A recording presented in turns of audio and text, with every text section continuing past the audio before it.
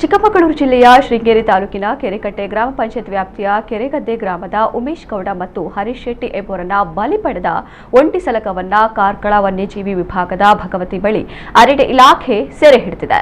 ಕಾಡಿನಲ್ಲಿ ಸೊಪ್ಪು ತರಲು ಹೋಗಿದ್ದ ಇಬ್ಬರ ಮೇಲೆ ಶುಕ್ರವಾರ ಬೆಳಗ್ಗೆ ಆನೆ ದಾಳಿ ನಡೆಸಿತ್ತು. ಸ್ಥಳದಲ್ಲಿ ಇಬ್ಬರು ಮೃತಪಟ್ಟಿದ್ದರು.